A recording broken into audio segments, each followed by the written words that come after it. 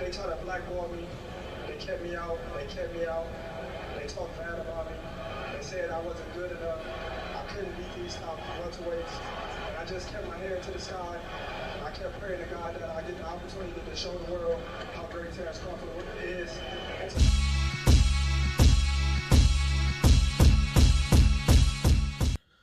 What's up, fight fans? This is Kurt DeVille with Counterpunch Boxing News, and I have some new news concerning Terence Bud Crawford and Errol Spence Jr. Get this, Crawford is offering Spence a rematch at 147. Wow. Bud is offering the rematch to Errol Spence at 147, and if he chooses to not accept it, the Omaha, Nebraska native will move up to 168 to face four-belt super middleweight champion Canelo Alvarez to try and become a three-division undisputed champ.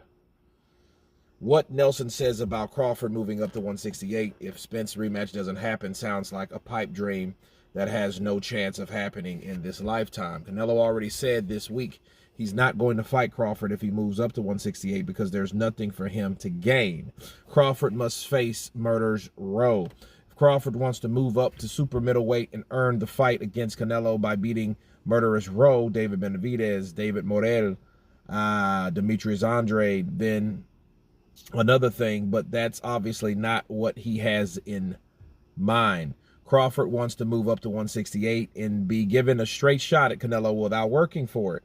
That's not happening, though, as Crawford will not be given a fight with Canelo without running the gauntlet by beating Benavidez, Morel, Andrade, and Pacheco. If Crawford doesn't want to do that, he's out of luck.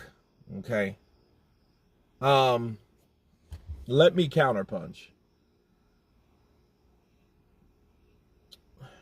You have two things that are wrong here with two different people. One, Terence Crawford. Two, Canelo Alvarez. Why?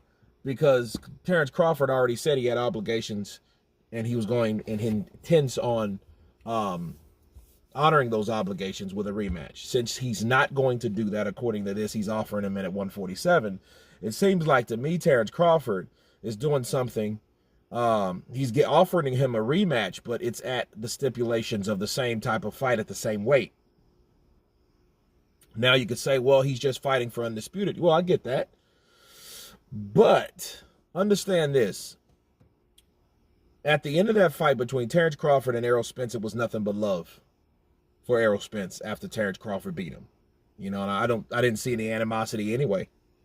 And I don't understand why Terence Crawford will want to fight at 147 unless it was to make or to repeat what we've already seen. We don't want to see Terence Crawford fight Errol Spence at 147. I don't want to see that shit again. I would like to see it at 154 since there'll be no excuses and since Errol Spence will come in bigger. But then so will Terence Crawford. So my understanding that Terence Crawford could fight him in the rematch at 154, then both of them can end up being more in shape, stronger possibly, less weight drained. You know what I mean? You'll see a less agitated Terence Crawford, right? We could see that. But him going up to 168 to fight Canelo Alvarez, this is the problem I have too. Second, Canelo Alvarez. Canelo Alvarez said, yeah, I would fight him at 168.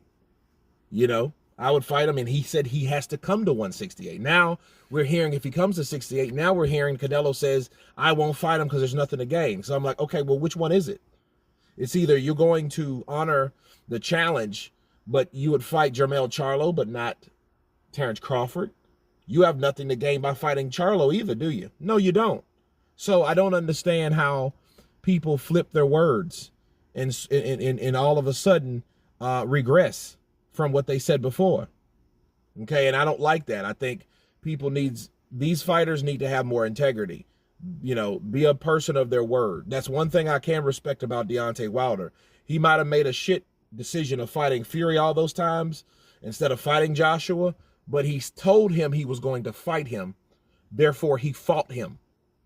Okay, he was a man of his word, and I think they should have the integrity like Deontay Wilder. You know what I mean?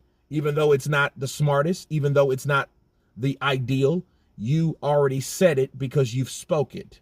You speak it, you believe it, and then you receive it, right?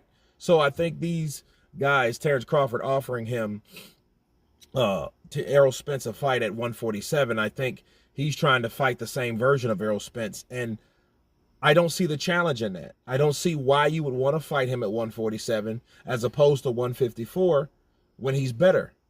And you guys have followed this channel, the veterans that's been in the trenches, that's followed me all the way to this point, know that I don't like crippling of a fighter or a handicap of any fighter of any kind.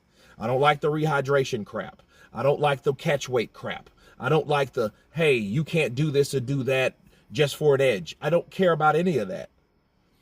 My belief is I want a fighter to be at their best.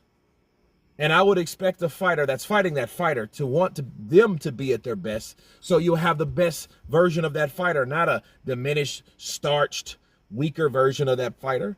Because that's what I think that you're going to get with Errol Spence.